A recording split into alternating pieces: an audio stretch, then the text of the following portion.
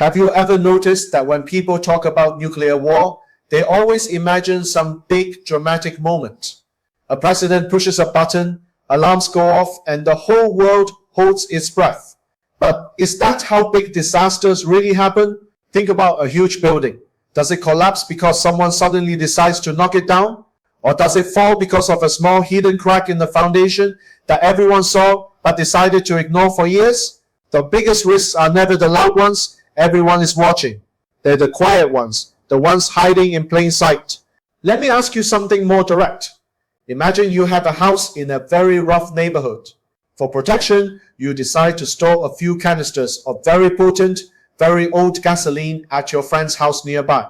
This friend is very proud, and he constantly reminds everyone, "This is my house. This is my property. You are just a guest here." Does that arrangement make you feel safe? Or does it feel like you've just placed a time bomb in someone else's home and are simply hoping for the best? This isn't a trick question. This is the reality of a place called Incirlik Air Base. According to the Federation of American Scientists' 2025 estimates, this base likely holds 20 to 30 of these American gasoline canisters, B-61 nuclear bombs. And as Turkey's own military spokesperson recently stated, Incirlik is a Turkish base under Turkish command, where all facilities belong to the Republic of Turkey. Stay with me for a moment. First, I'm going to show you why this friend's house matters more than anyone thinks, and why the gasoline stored there is a political fire starter. Second, I'll break down why the proud homeowner changes the entire game. And third, I'm going to explain how a simple accident, a stray spark, could create the very firestorm everyone claims they want to prevent. Now, let's look at the real picture here, not the one on the postcards. The biggest mistake people make is thinking of Incirlik as just some regular facility. That's like looking at a dragon and calling it a lizard. It's not. It is a place where America stores its old, powerful heirlooms, 20 to 30 US B-61 nuclear gravity bombs in someone else's house in one of the most chaotic neighborhoods in the world. Let's be honest with ourselves.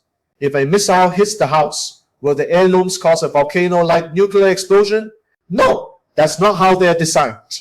But that is not the real danger, is it? The real danger isn't the giant boom. It's what happens if the attack just cracks the container. It's the broken arrow scenario.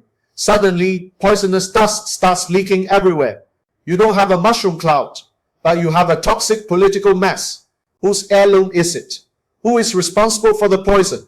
Who has to clean it up? As security experts have warned for years, the political instability in Turkey makes storing these weapons there incredibly risky. The heirloom that was meant to show your strength has now become the source of your biggest headache. Now, this is where the story gets even more complicated. The people who own the house, Turkey, don't see it the way Washington does. Turkey's defense ministry spokesperson made it very clear. Incirlik is a Turkish base with a Turkish commander, and all the buildings belong to Turkey. American soldiers are just guests. This is not just a choice of words.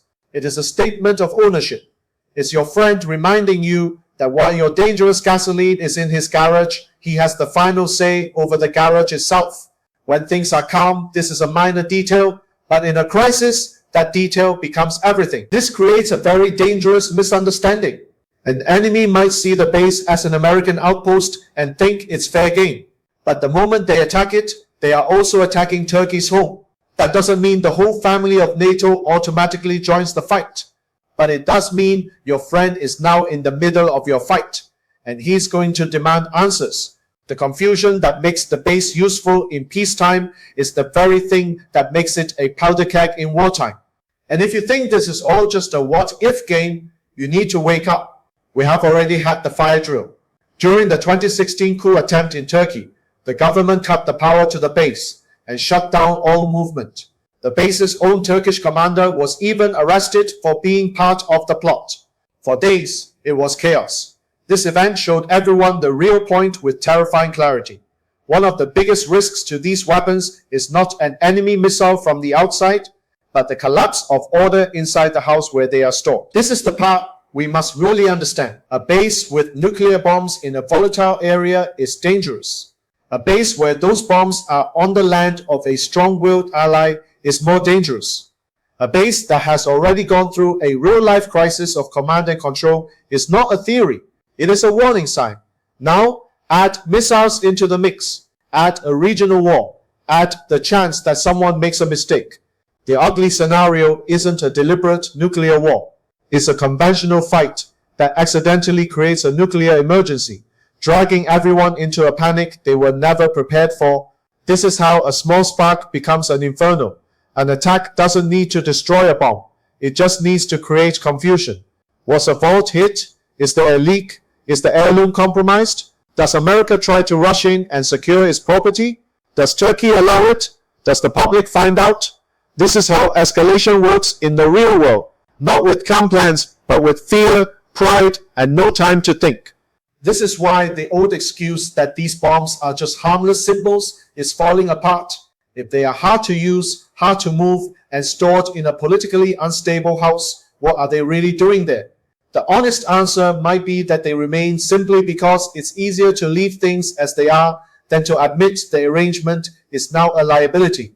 Dangerous relics don't survive because they are wise. They survive because no one wants to pay the political price to remove them. So why are Iran's missiles inches from America's nukes? Because the Cold War left ghosts in the machine. It left behind assumptions and weapons that no longer fit the world they live in. Incirloc is the clearest example. You have American bombs on Turkish soil, in a base that Turkey insists is Turkish, in a region full of conflict that isn't a stable picture, that is a tripwire with a complicated legal wrapper. And the most dangerous part is not that someone will choose to start a global war tomorrow, it's that a conventional conflict, a political misunderstanding, or a single stray missile could create a nuclear emergency that nobody wanted and that everyone will then struggle to contain. That is the real warning, a danger that has been hiding in plain sight for decades, waiting for us to finally see it.